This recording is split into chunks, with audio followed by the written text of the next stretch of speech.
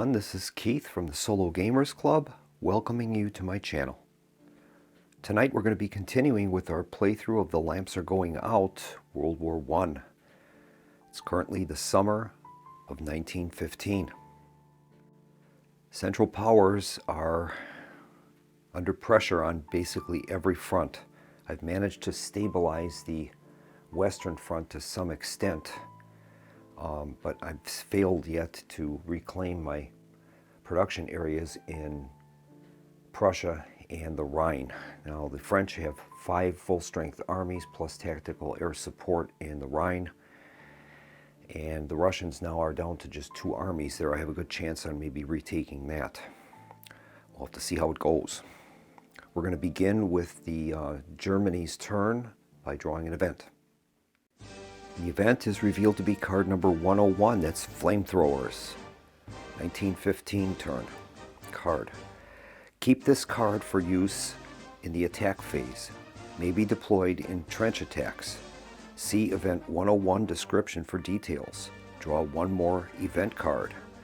Alright, let's see what that Event 101 description has to say. The card reads, keep this card for future use. Whenever a German army is attacking a trench, this card may be used to grant +2 to the attack dice. This must be declared prior to rolling the dice. If the attacked trench is breached, the same army attacking a second trench, if present, will also get a +2 to their attack dice. Discard this card after it has been used. Alright, so that's only going to be effective in entrenched areas. Alright, so we're going to move on now to Germany's movement phase, and I think I'm going to relocate both of those heavy artillery units. We're going to place one of them into Hanover and the other one into Bavaria. I'm going to attempt to make an attack to reclaim Alsace-Lorraine from the French. That'll be the extent of the German movement. We have no fleets to move, and we're going to leave both of our U-boats in the unrestricted submarine warfare box. We have 2 full-strength U-boat counters in that box. We'll move on now to the combat phase. We'll begin in the East Africa campaign, and Letov Vorbeck is in Tanga. He is at full strength, and he's going to launch a guerrilla attack once again on the British East African Army. So we'll see what happens with that. He needs to get a 5 or 6. Here's his roll. He rolled a 4, so that is no good. And he'll just stand pat. He doesn't lose any force there, which is great. All right, we're going to be starting our counterattack into the Rhine. And I think I'm going to begin in Hanover. What I'm going to do is we're going to make an all-out effort on this. So I'm going to use the German heavy artillery. We'll spend that. That's going to get us 2 dice. And I'm also going to nominate one of our German-inspired leadership armies. The 1st Army will be launching the attack. And that's going to allow us a reroll if we're able to change the result. Now the French have mountain terrain. They'll be gaining +1, and they also have a tactical air counter, which is going to win them ties. So we'll see what happens here.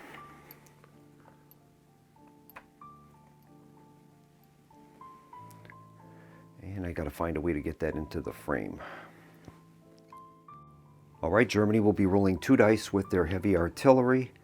They have the inspired leadership, which would allow a reroll. And the French will be gaining a +1. Okay, here is the roll.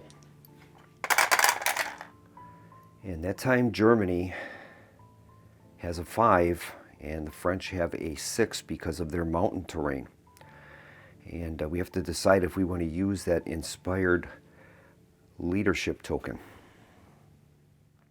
Well, it ends up with this roll. I cannot use the inspired leadership token because it says reroll all combat dice once if result was a loss, and rerolling could change the outcome to a win. I can't win because the French have a total of 6. The best I could do is tie, and their air superiority is going to win that battle. So that is going to spend the German First Army, but we're going to preserve our inspired leadership token.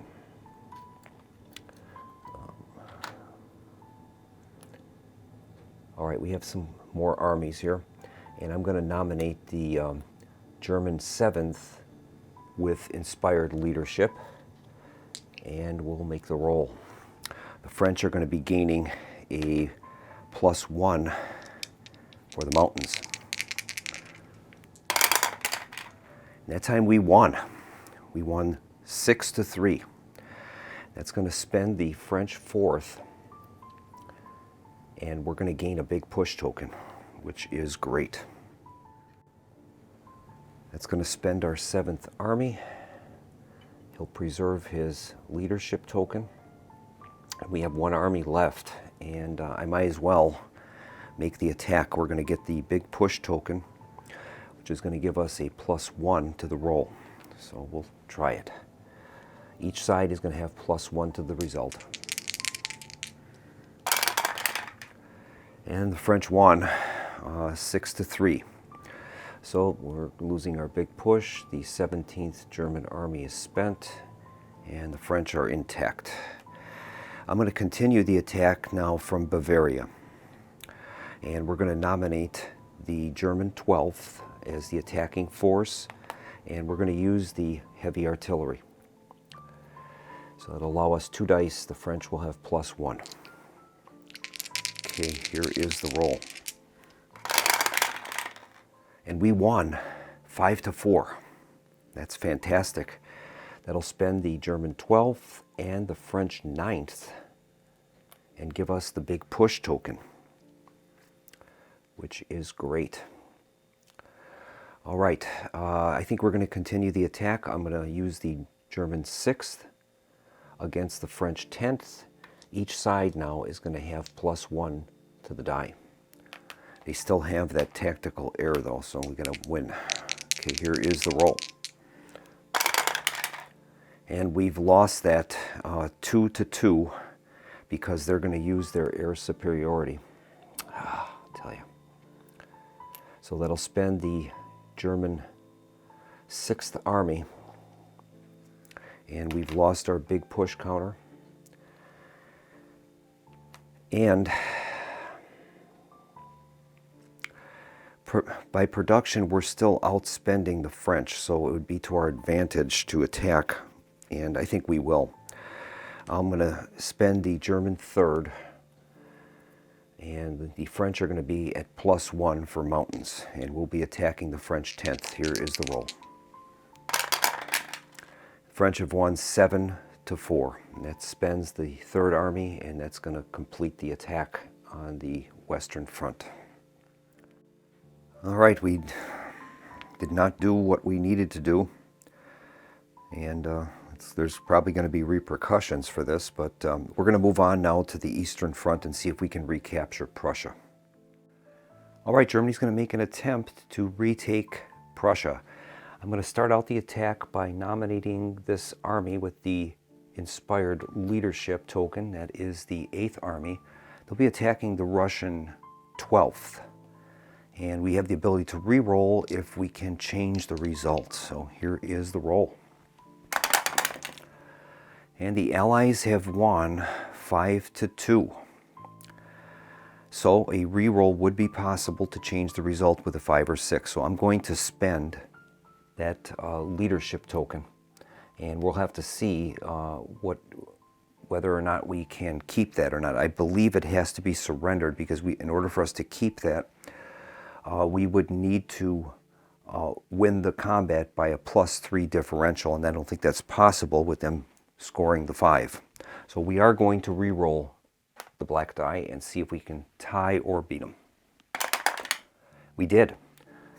They were able to win. So in that case, we've won 6-5. That will spend the 8th Army. That will spend the 12th. But we lose the leadership token because that differential was not 3 or greater. All right, we're going to continue the attack. Now we have a big push counter, and I'm going to use the 18th Army to attack the First Army. +1 for Germany. And unfortunately, Germany lost 6-2. That'll spend the 18th. And we lose our big push counter, and the Russian First remains where it is. We're going to continue the assault with the German 9th Army, attacking the Russian First. Germany won 6-2. That will spend the Russian Army and the 9th Army. Gives us a big push counter. And we have one unspent army. We're going to nominate the 10th with a +1 and try to kick these Russians out. Here's the roll. And Germany thankfully won 6-2. That'll spend the 10th and force the Russians into retreat. Thank goodness. So they've lost control of Prussia. And we're going to send in retreat the 1st Army and the 12th Army into Lithuania, I guess. Germans will move in 10th, and I think all of the remaining armies, maybe the exception of one, to leave in there. And I don't know if I should leave one in Posen or not. They technically could move 2 armies in, so yeah, we'll leave one in Posen as a blocker there. And we've recaptured Prussia. So Germany was able to recapture Prussia. So we're going to move on now to our production phase. Blockade is still in effect, and we're going to resolve our U-boat attrition. Here's our first of the 2 U-boat attrition rolls. Result is a 9, and it says spent if the Western Allies have U-1 technology, and they do. They have the Q ships, so that's going to cause damage to our U-boat fleet. We've lost 1. Now we'll make the second roll. That time we rolled a 2, and that is spent if the USA has declared war. It has not. So we have 1 active U-boat still in the box. That's good. All right, Germany's production level is 12, but they're going to lose 1 because of Bavaria. So we're down to 11, and we're going to start refitting our armies. I'm going to spend, well, we'll start with Prussia. I think I'm going to refit all of those armies, 1, 2, 3, 4. So that's going to cost us 4. Out of 5 will get us 1 back. And that's going to leave us with 6 remaining. I'm sorry, 7. And we'll definitely have to reconstitute these armies in Bavaria. That'll be 3.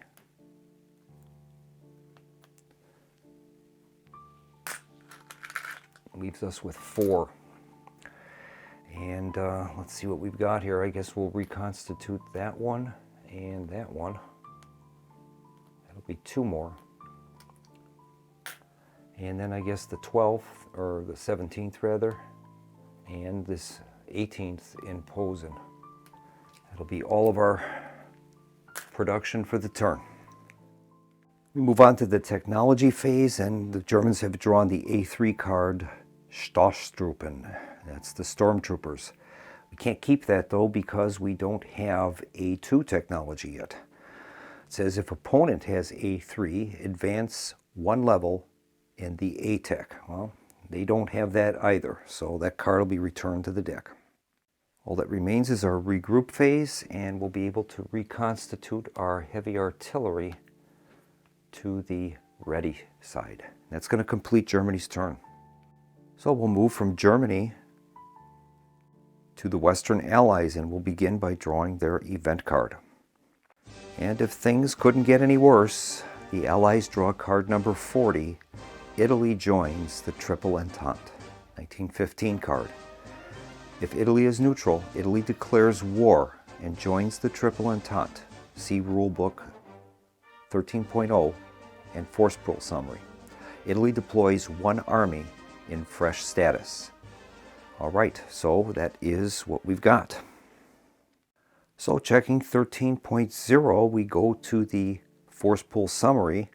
That tells us that Italy is activated by the event card. It has 1 production. Total forces are 5 armies, and during the setup in northern Italy, they're going to place the 1st and 2nd armies in a reduced state. But the card says Italy deploys 1 army in fresh status. So I guess we will do that. So one of the 2 armies will be at full strength, and we'll use the, in northern Italy, 1st Army and the spent 2nd Army. That'll be their deployment. We'll move on to the Western Allies movement phase, and we'll determine what we want to do. I think we need to use one of our movements to move that Italian 1st Army into Venetia. We don't want the Austro-Hungarians coming in there. And we have 1 movement remaining. And I think the best thing that they could do is to, well, I'm going to think about that. And I think I'm going to consult the response table. And the question is, should we move an army from the Somme into the Rhine? And that would be, we'll say, the 2nd Army. So we'll see what the response is to that. The roll is an 11, and it says yes. So we're going to transfer that 2nd Army to the Rhine. All right, that'll be the extent of the moves of the Western Allies. Our first step of the combat phase is to resolve ground and beachhead combat. So we could authorize the British 4th Army to make an attack on Gallipoli and defended by the Turkish 1st Army. We'll have to see. We'll consult the response table and we'll ask the question, should the 4th Army on the beaches of Gallipoli launch an attack? Result is an 11, and that's yes, so that's what we'll do.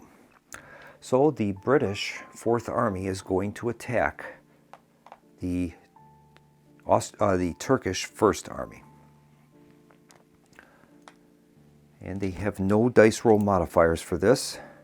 Gallipoli is not a mountain space, nope. All right, it's a straight up roll. Here is the roll. And they won 2-1, so that spends the British 4th along with the Turkish 1st. All right. And the Franco-British Army in the Somme is going to attempt an attack in Belgium. And they're going to nominate the British 5th Army for the attack. German 4th will defend. There are no modifiers. And the British have won 6-1. That is going to spend the British 5th and the German 4th. And they're going to gain the big push token. They're going to continue with the BEF, the Old Contemptibles, this time with a +1. That time the Germans won 5-2.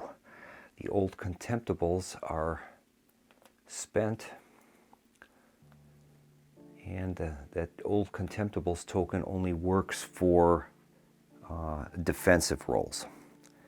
All right, we have 1 unspent French army, and we've lost the big push token, and I think they will launch the attack. That'll be no modifiers. They'll be attacking the German 2nd Army. The Allies won 5-4. That'll spend the French 6th, and the German 2nd is spent. And that's all the attacks that we can make from the Somme. And I think that's all the attacks that the French are going to make. They have 2 spent armies in the Rhine, and we're only going to have a total production of 4, so that would be enough to repair those, refit those units. But if we take any more casualties, we're going to be down a token or so. So I think we will just end the combat phase there, and we'll move on to production. We're going to resolve our U-boat attacks, and we'll see what happens. There is one active U-boat in the unrestricted box. The result is a 7, and that says success if unrestricted warfare. So there will be a loss to the British economy. And we'll mark it in the box accordingly. We'll begin with our production phase, and we'll begin with Italy. They have a production value of 1. They have 1 production point, and they will spend that to construct, or they rebuild. I guess they will use that to refit the Second Army, making that full strength. That's going to be the limits of Italy's production. We'll move on to France. France has a total production of 4, and I think they're going to spend that 2 of those to refresh the units in the Rhine,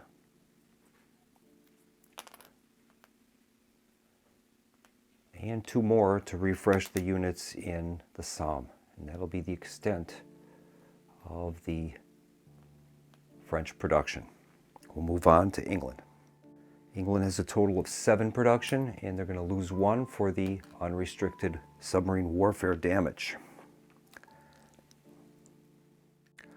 They're going to spend 2 points to reconstitute the BEF and the British 5th in the Somme. That'll cost them 2 points.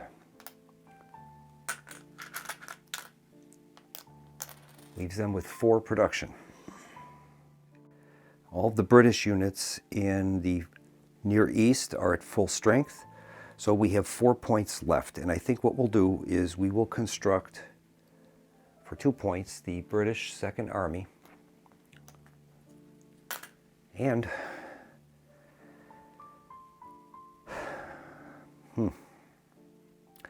I think we'll spend these 2 points, and we're going to transfer those to 1 to France and 1 to Italy. And that'll gain them +1 production to France and +1 production to Italy. We'll move on to the Allies' technological advances. And they draw the P3 technology Royal Air Force created.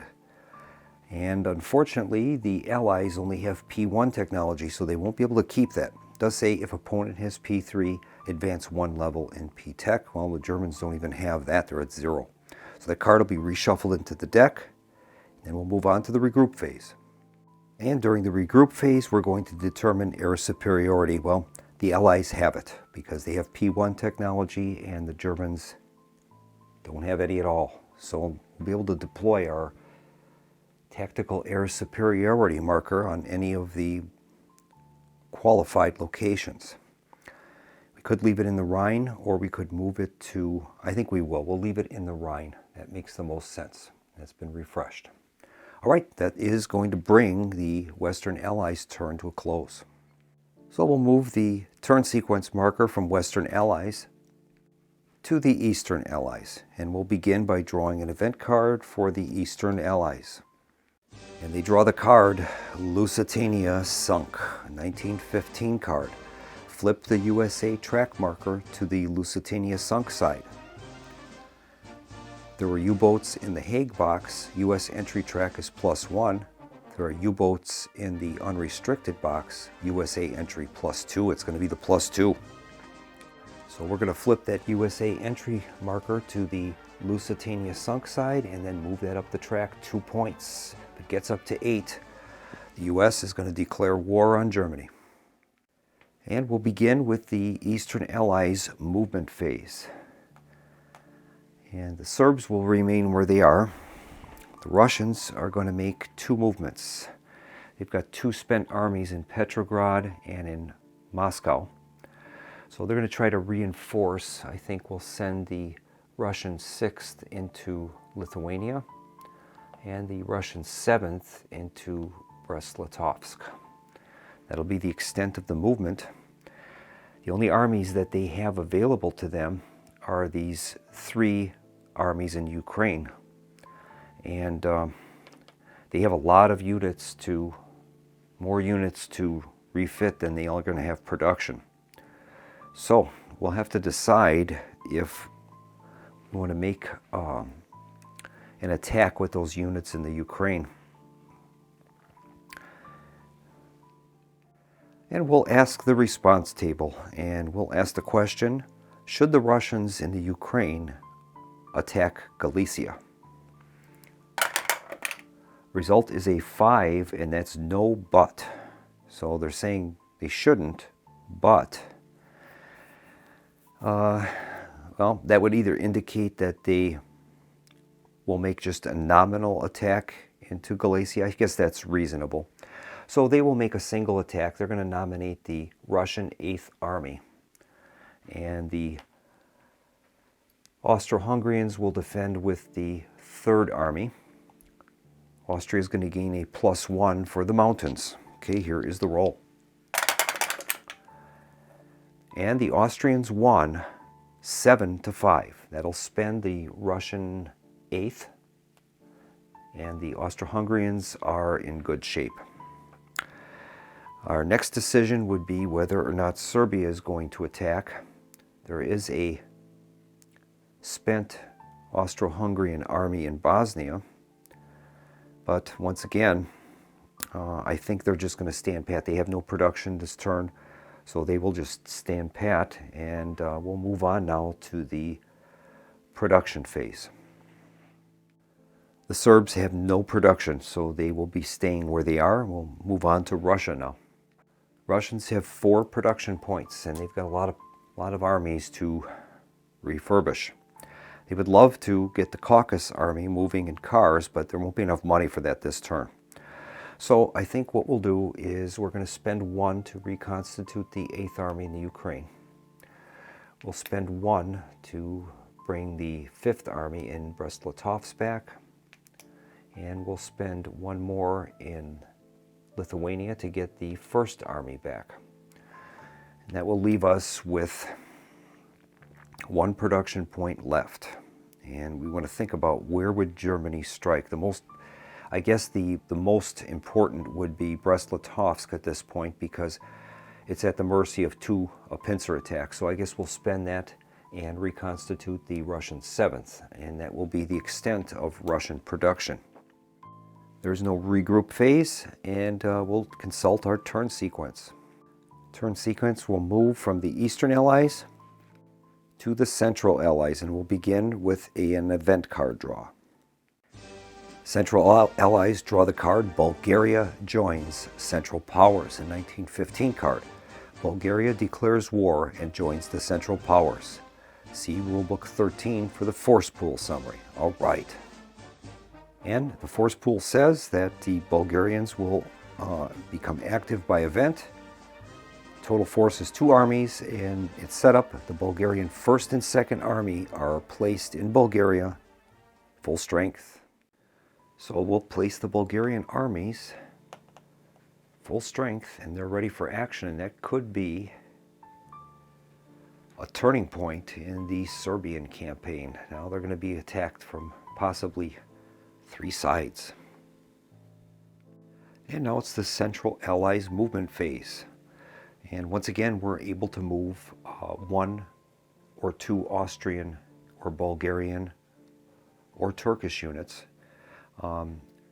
Turkey gets a free move, though, on its board, as long as it doesn't take more than 2 total moves in the turn.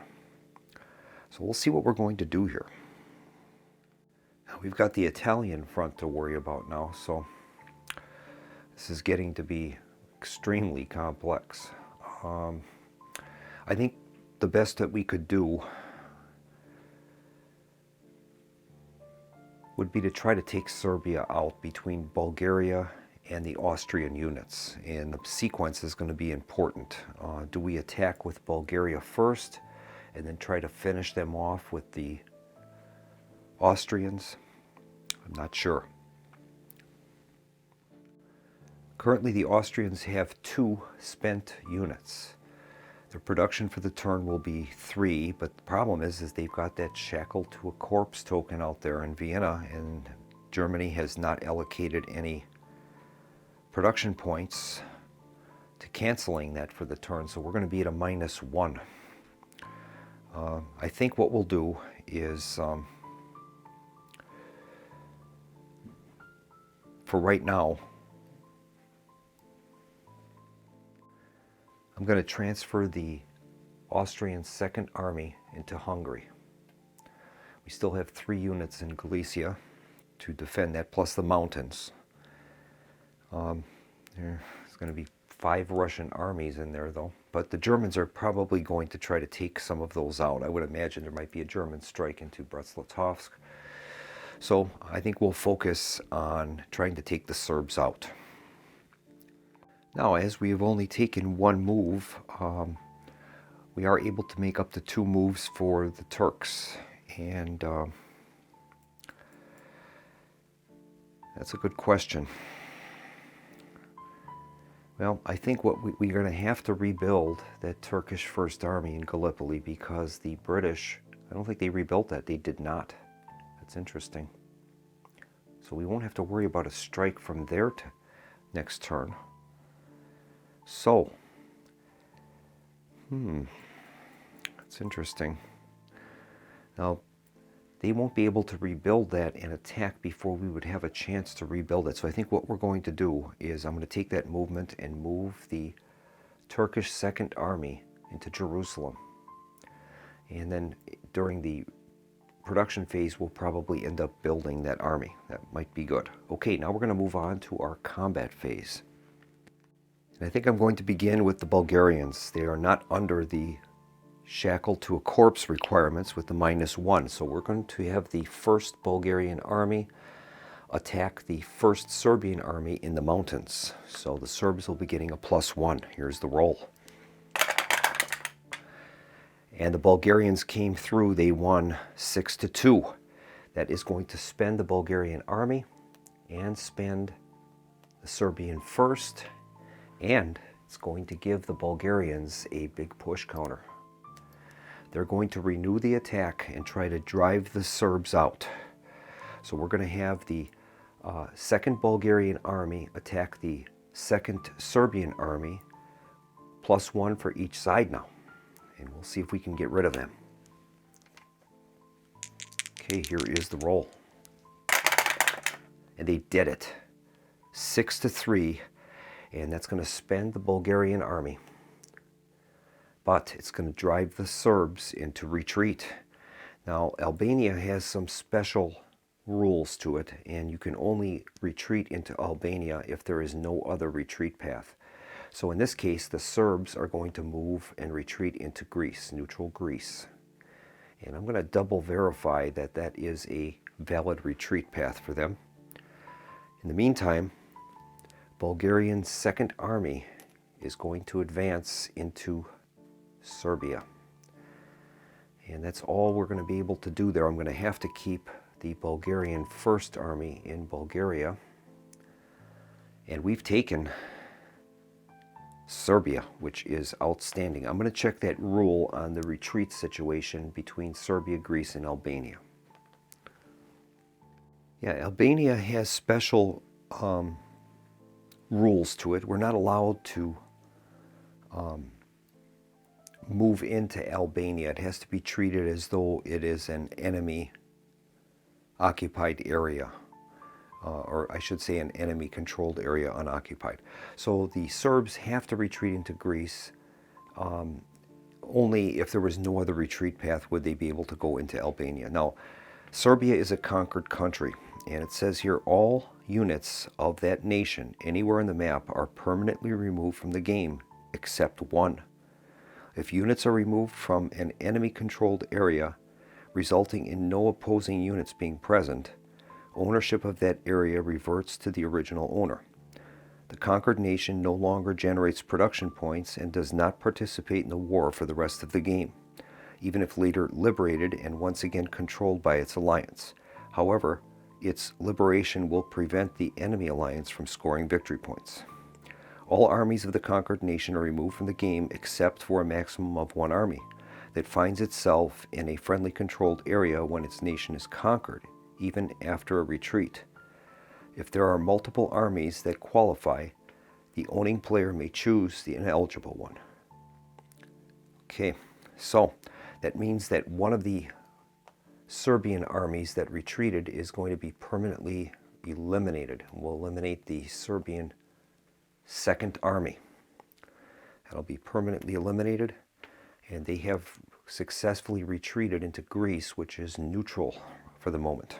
Now we have that Salonika card there, but we haven't actually activated it by landing a unit there. Now I don't think the Serbs are going to qualify to do that. I think it has to be a Western Allies army. But for now, we have conquered Serbia, which is great.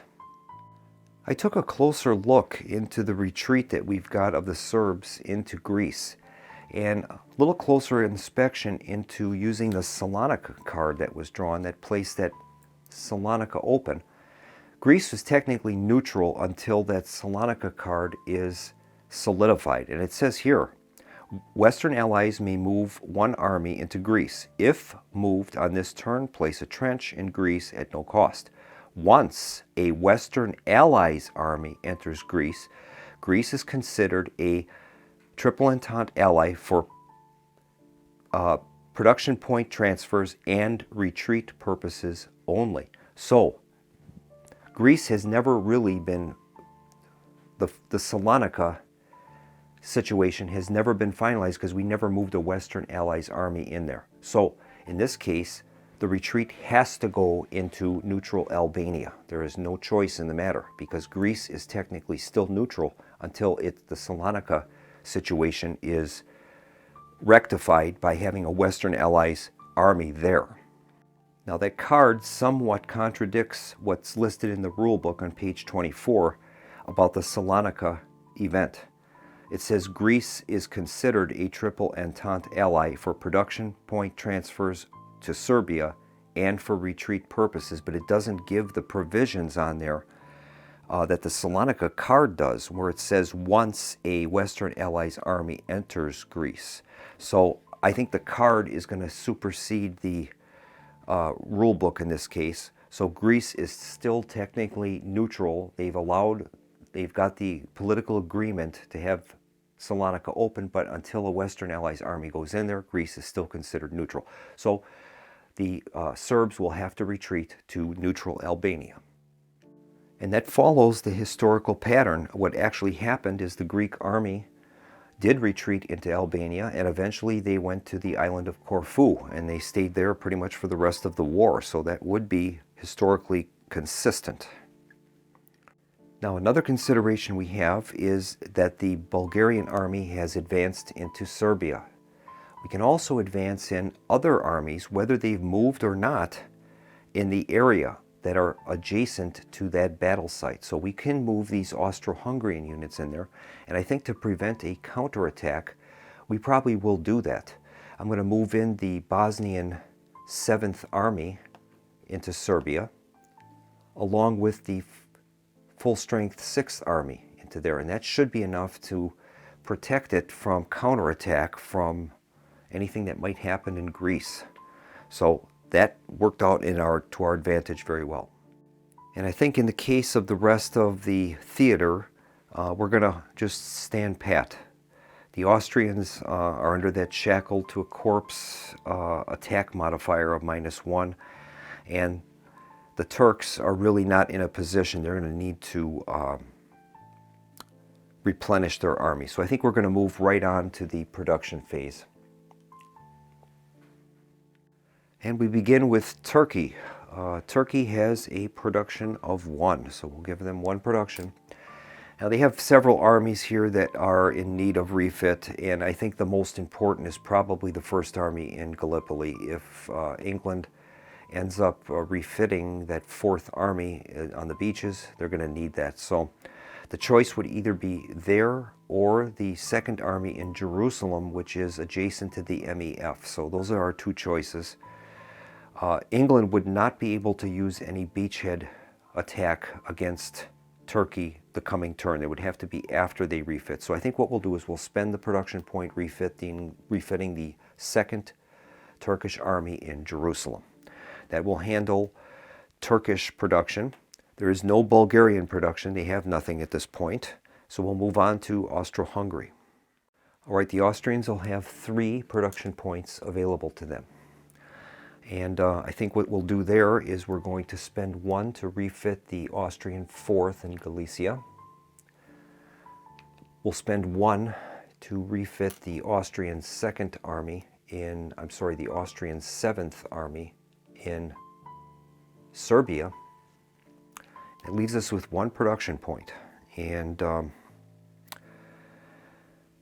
our choice would be to construct a new army at Spent, or see if we could give economic aid to Bulgaria, perhaps.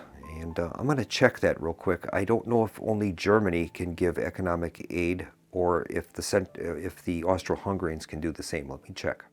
Nope, they cannot. It clearly says that Germany may make PP transfers to any other Central Power nation. Other CP nations may not make PP transfers to anyone. So that'll solve that problem. So we will more than likely we'll use that point to construct a Austro-Hungarian army. It's the last one we have in the force pool. That's the 11th, and we can build that anywhere we want to.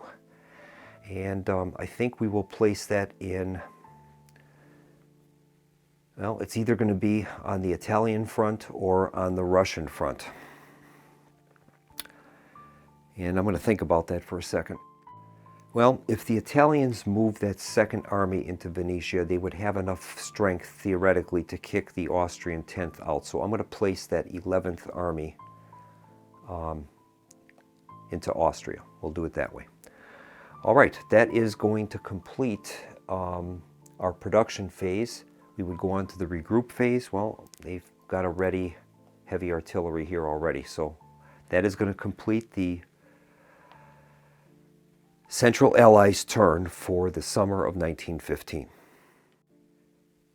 And I think we'll bring the video to a close here. This will complete the summer 1915 turn, and we're going to move on to the fall 1915 turn in the next video. Thank you so much for joining me at the Solo Gamers Club, and I hope to see you again next time for the next episode of our playthrough of The Lamps Are Going Out, World War I. Thank you very much for watching, and have a nice evening.